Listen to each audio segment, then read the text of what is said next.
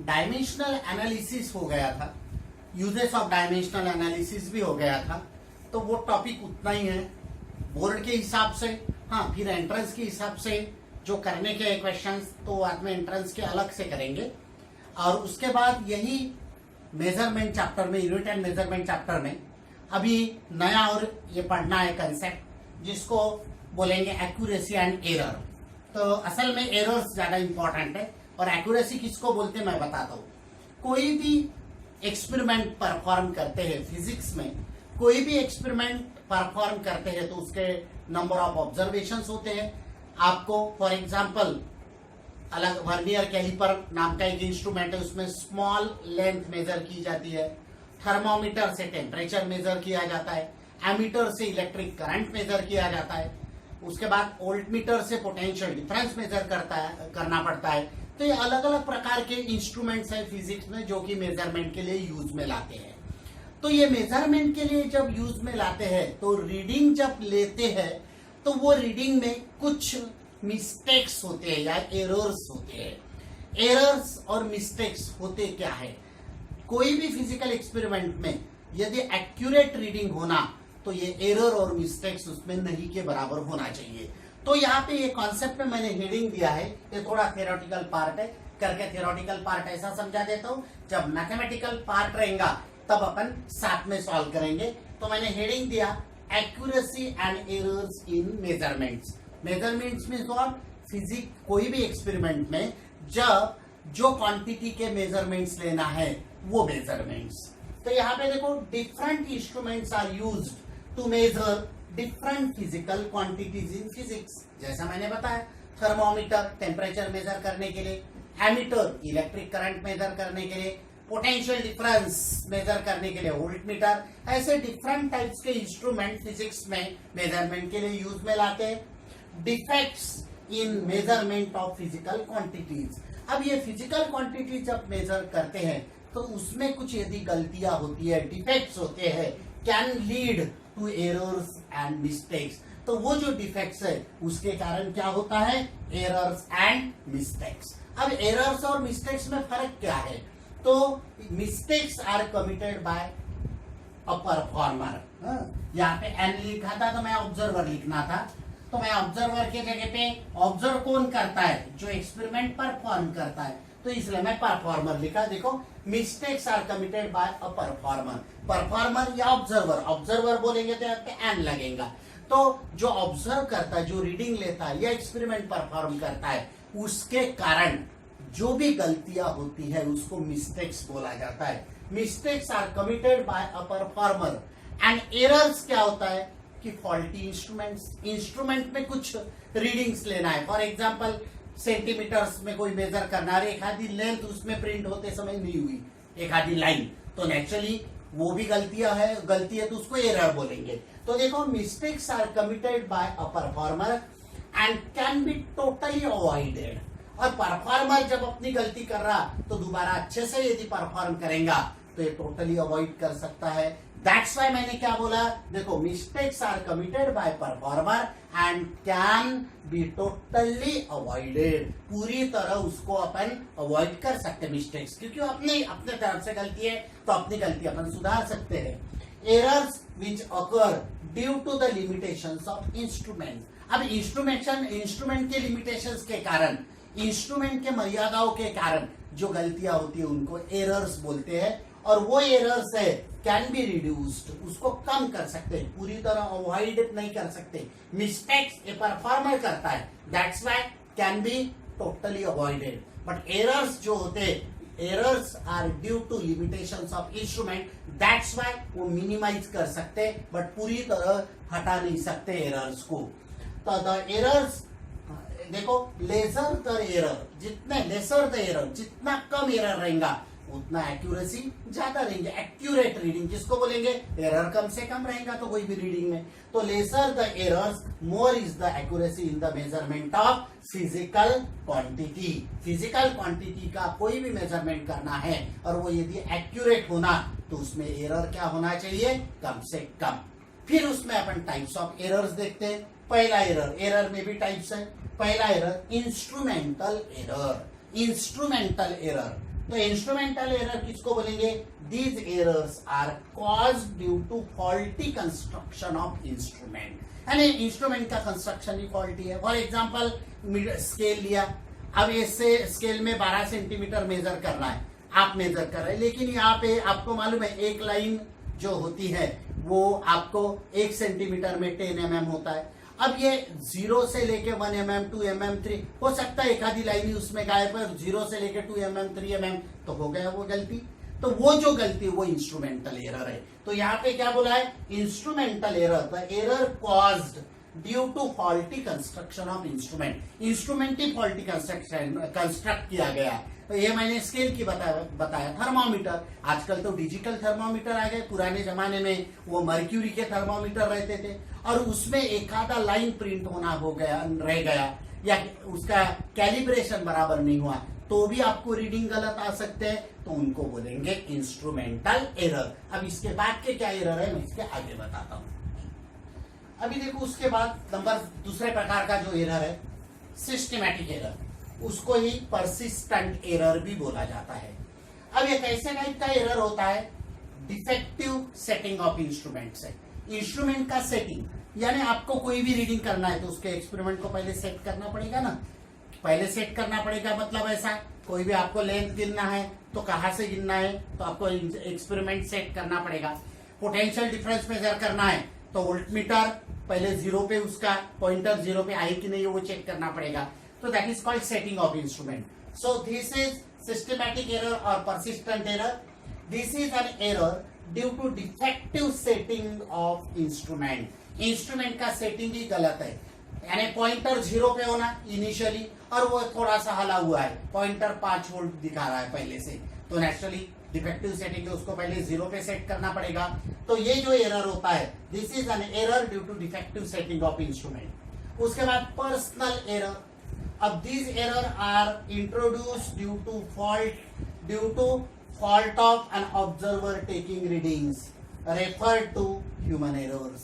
बहुत बार कोई भी एक्सपेरिमेंट के रीडिंग्स ले रहे हैं, आपस में 2-4 दोस्त है तो बातें करते करते रीडिंग ले रहे हैं, तो रीडिंग गलत आ गई, तो पर्सनल एरर है भाई, वो ह्यूमन एरर जो आप निग्लिजेंस, यानी निग्लिजेंस से आपको रीडिंग ले रहे हैं, निग्लिजेंस रख रहे हैं रीडिंग लेने में, प्रॉपर ध्यान नहीं है, 2-4 दोस्त लेबोरेटरी में है और मस्ती मजाक करते हुए कोई एक्सपेरिमेंट परफॉर्म कर रहे हैं, तो दैट इज निग्लिजेंस। और वो निग्लिजेंस से जो एरर कॉज होता है तो उसको क्या बोला जाता है? पर्सनल एरर, जो आपके वजह से हुआ है। तो these errors are introduced due to fault of an observer taking readings, और उसी को क्या बोला जाता है? Human error, referred to as human error. उसके बाद रैंडम एरर, यानी ये सब एरर सीखने के बाद सब करेक्ट किया आपने, इतना करने के बाद भी कुछ यदि रीडिंग में कम ज्यादा होता है तो ये क्या होता है? एनवायरमेंटल कंडीशन से। जैसा कोई भी अपन हीट इंस्ट्रूमेंट के एक्सपेरिमेंट ले रहे हैं, बरसात के दिन है, टेम्परेचर में डिफरेंस आता है तो ड्यू टू ह्यूमिडिटी। उसके बाद ह्यूमिडिटी के बाद प्रेशर में कोई फर्क चेंज आ रहा है, कोई इसमें फ्लक्चुएशन इन वोल्टेजेस, कोई इलेक्ट्रिकल इंस्ट्रूमेंट्स पे एक्सपेरिमेंट परफॉर्म कर रहे हैं और वोल्टेज कम ज्यादा हो रहा है, तो ऐसे प्रकार के जो एरर्स होते हैं वो एरर्स को बोला जाता है रैंडम एरर, एक्सीडेंटल एरर्स। तो देखो even after minimizing about types of error, ये ऊपर के जो एरर्स है वो पूरे मिनिमाइज करने के बाद भी कुछ एरर्स होते हैं। एरर्स में अगर ड्यू टू डिफरेंट फैक्टर्स, क्या के कारण? Like change in temperature, change in temperature करा तो रेजिस्टेंस ऑफ वायर में चेंज आता है इलेक्ट्रिकल इंस्ट्रूमेंट में। उसके बाद प्रेशर, देखो प्रेशर में कुछ चेंज हो गया तो आफ्टर दैट और fluctuation in voltage while the experiment is being perform, experiment perform करते हैं और वोल्टेज का फ्लक्चुएशन हो रहा है तो इलेक्ट्रिकल इंस्ट्रूमेंट के ऊपर जो रीडिंग लिए जाते हैं वो रीडिंग में चेंजेस आते हैं। तो इस प्रकार के एरर्स को बोला जाता है रैंडम एरर और एक्सीडेंटल एरर। तो ये जो है ये थियोरेटिकल पोर्शन है 11th क्लास के सिलेबस में, तो आपको ऐसा पूरा पढ़ के 1-2 बार पढ़ के आपको रखना पड़ेगा 11th के एग्जाम के लिए। ये 12th के एग्जाम के दृष्टिकोण से इंपॉर्टेंट नहीं। हाँ, इसके जो प्रॉब्लम्स है वो प्रॉब्लम्स इंपॉर्टेंट है, तो बहुत ईजी है, अच्छे से करेंगे। नाउ द डिफरेंस बिटवीन, हालांकि एरर्स के टाइप्स देखे बट एक्चुअल एरर की डेफिनेशन क्या है? एक ट्रू वैल्यू रहने वाली है और एक आपने लिया हुआ रीडिंग लेने वाला है। तो the difference between true value यानी एग्जैक्ट जो उसकी वैल्यू है वो, एंड मेजर्ड वैल्यू यानी आपने जो निकाला रीडिंग वो, और ट्रू वैल्यू यानी एक्चुअल रीडिंग, इसका यदि डिफरेंस लेते हैं ट्रू वैल्यू का और मेजर्ड वैल्यू का, ट्रू वैल्यू यानी जो एक्सपेरिमेंट से कि सही वैल्यू है और आपने जो लिया है हो सकता है उसमें एरर है, तो इन दोनों का यदि डिफरेंस लेते हैं तो उसको एरर बोला जाता है। तो देखो the difference between the true value and measured value of a physical quantity is called error. Actual define कैसा किया जाएगा, ट्रू वैल्यू और मेजर्ड वैल्यू, इन दोनों का जो डिफरेंस है वो एरर होता है फिजिकल क्वांटिटी में। उसके बाद ये एरर जो है वो पॉजिटिव भी हो सकता है, निगेटिव भी हो सकता है। बोलने का मतलब ऐसा कि ट्रू वैल्यू एक आधे एक्सपेरिमेंट की 5 है, आपने हो सकता है उसको मेजर करते समय 5.1 मेजर किया हो, तो नेचुरली आपने एरर क्या हो गया, 0.1 का प्लस एरर हो गया आपका। हो सकता है आपने 5.99 मेजर, 4.99 मेजर किया। मैंने क्या बोला, ट्रू वैल्यू 5 है, सपोज 5 सेंटीमीटर एक आधी ट्रू वैल्यू है, यानी एग्जैक्ट आना चाहिए 5 सेंटीमीटर। आपने मेजर किया 5.1, तो आपने कितना एरर किया, 0.1 का एरर किया। हो सकता है आपने मेजर करते समय 4.99 मेजर किया, तो नेचुरली आपने कम मेजर किया और आपने ज्यादा मेजर किया, तो एरर ये निगेटिव भी हो सकता है और ये पॉजिटिव भी हो सकता है। तो यहाँ पे बोला कि देखो एरर में भी पॉजिटिव और निगेटिव, जब न्यूमेरिकल्स करेंगे उसमें आपको वो समझा भी दूंगा। अब मीन वैल्यू, हालांकि मीन तो आपको लेना आता है, स्टैटिस्टिक में 10th में देखाऊंगा मीन कैसा लेते हैं। तो ये देखो, when we take sufficiently large number of readings, कोई भी एक्सपेरिमेंट में आपको एक रीडिंग लेके आप आंसर बोलते नहीं कंफर्म कि दिस इज आंसर, क्या करते हैं आप 2-3 रीडिंग लेते हैं और उसका मीन निकालते हैं, और मीन जो होता है वो एक्चुअल रीडिंग बोला जाता है। तो मैथमेटिकली कैसा लिखते हैं, when we take sufficiently large number of readings and find their mean, the mean is called mean value. क्या बोला जाता है, मीन वैल्यू। स्टैटिस्टिक में देखा था आपने, यानी A1, A2, A3 up to AN ऐसे यदि रीडिंग है, are the number of readings taken while performing experiment, then mean value कैसा लिखते हैं, स्टैटिस्टिक्स में देखा था, a mean is equal to A1 plus A2 plus A3 भी लिख सकते, plus so on plus AN upon N, यानी इसको a mean is equal to 1 upon N outside, और इसको summation I equal to 1 to N। Summation का मतलब होता है सम ऑफ टर्म्स, और AI का मतलब क्या होता है, I की वैल्यू है 1 से लेके N तक, यानी पहली टर्म A1, फिर समेशन का मतलब प्लस, दूसरी टर्म A2, फिर तीसरी टर्म A3, लाइक दैट, और लास्ट वाली टर्म क्या रहेगा, AN। तो समेशन का मतलब होता है sum of the terms from I is equal to 1 to N। तो ये मीन वैल्यू का ये फॉर्मूला है। अब अलग अलग प्रकार के एरर्स, एब्सोल्यूट एरर क्या होता है देखेंगे, मीन एरर क्या होता है, परसेंटेज एरर क्या होता है, और फिर इसके न्यूमेरिकल्स। ना उसके बाद एब्सोल्यूट एरर। एब्सोल्यूट एरर क्या होता है, तो एब्सोल्यूट एरर होता है, हमेशा याद रखना, इसको 2 वर्टिकल लाइन के बीच में लिखते तो उसको बोलते हैं मैग्नीट्यूड। देखेंगे उसको एब्सोल्यूट वैल्यू यानी मॉड्यूलस वैल्यू बोला जाता है, मैथमेटिक्स में 11th के देखेंगे। एट प्रेजेंट थोड़ा सा ध्यान रखना है, मैग्नीट्यूड मतलब एब्सोल्यूट वैल्यू, निगेटिव नहीं, सिर्फ पॉजिटिव वैल्यू लेना है। तो the magnitude of difference between mean value, देखो मीन वैल्यू और फर्स्ट रीडिंग, मीन वैल्यू और फर्स्ट रीडिंग, इसका डिफरेंस, मॉड मतलब एब्सोल्यूट, निगेटिव नहीं आना चाहिए। मैंने क्या बोला था, एरर में भी निगेटिव, एरर में भी पॉजिटिव, तो लेकिन उसका डिफरेंस निगेटिव भी आया तो ये 2 लाइन के अंदर लिखने से उसको पॉजिटिव बोला जाता है। जैसे मैंने यहाँ पे लिखा कि 7 माइनस 8 क्या हो जाएगा, -1 हो जाएगा, लेकिन मॉड के अंदर -1, इसको मॉड यानी मॉड्यूलस वैल्यू, तो उसके बाद उसको +1 ही बोला जाता है। That's why magnitude. ये आपको बहुत ज्यादा नहीं भी समझा इसमें तो प्रॉब्लम के वक्त बहुत अच्छे से समझ जाएगा। इसके बाद relative error, percentage error, product का एरर और रेशियो का एरर, ये 4 कंसेप्ट नेक्स्ट लेक्चर में डालूंगा, और उसके बाद इसके न्यूमेरिकल्स लेंगे, तब उसको ये बहुत अच्छे से समझ में आएगा। एट प्रेजेंट फॉर्मूले के दृष्टिकोण से बता रहा हूं, और नहीं भी याद हो गए तो अभी 1-2 बार रीड करना, जब न्यूमेरिकल्स करेंगे तो ये फॉर्मूले अच्छे से याद हो जाएंगे।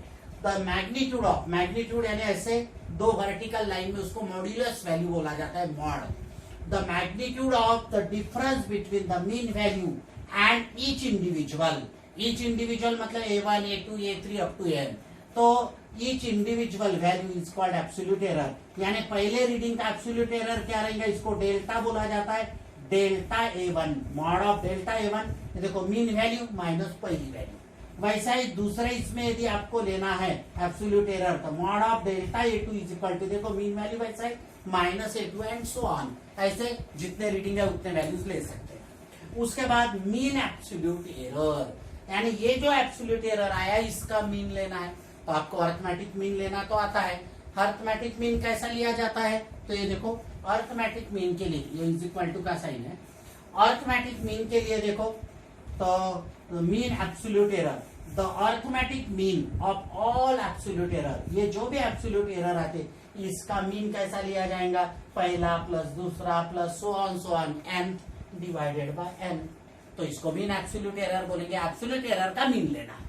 अब अगेन यहाँ पे 1/n बाहर लिखा, ये जो 1/n है वो बाहर, और ये पूरा समेशन में जाने दिया। समेशन यानी सम ऑफ ऑल टर्म्स, कैसे, डेल्टा आई स्टैंड जनरल के लिए, मतलब आई मतलब 1 से लेके n तक की वैल्यू, देखो mod of delta A1 plus mod of delta A2 plus so on mod of delta n/n, तो this is equal to 1/n, ऐसा लिखा। Summation i equal to 1 to n modulus value यानी positive value delta AI, और आई कैसे value ले रहा है 1 से लेके n तक। तो यहाँ अपन ने क्या देखा है, यहाँ मीन एब्सोल्यूट एरर तक।